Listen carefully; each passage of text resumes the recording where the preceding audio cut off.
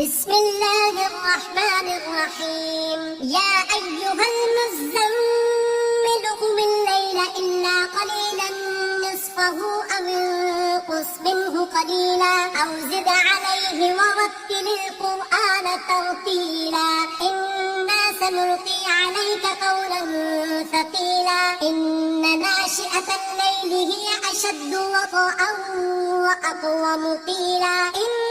لك في النهار سبحا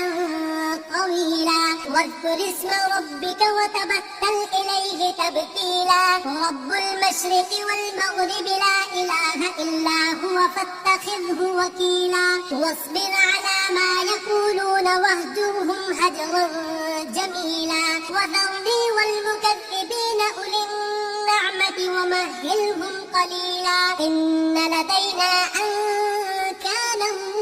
وجحيما وطعاما ذا غصة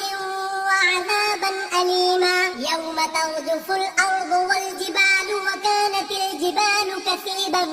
مهيلا إنا أرسلنا إليكم رسولا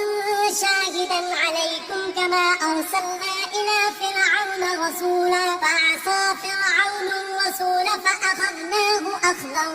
وبيلا فكيف تتقون إن كفرتم يوما يجعل الولدان شيبا السماء منفطر به كان وعده مفعولا إن هذه تذكرة فمن شاء اتخذ إلى ربه سبيلا إن ربك يعلم أنك تقوم أدنى من ثلثي الليل ونصفه وثلثه وطائفة من الذين معك والله يقدر الليل والنهار علم أن لن تحصوه فتاب عليكم فاقرؤوا ما تيسر من القرآن علم أن سيكون منكم مرضى وآخرون يضربون في الأرض يبتغون من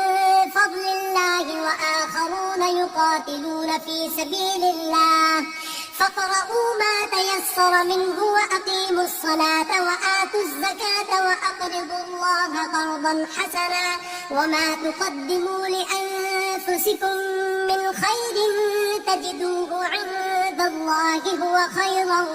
وأعظم أجرا واستغفروا الله إن الله غفور رحيم.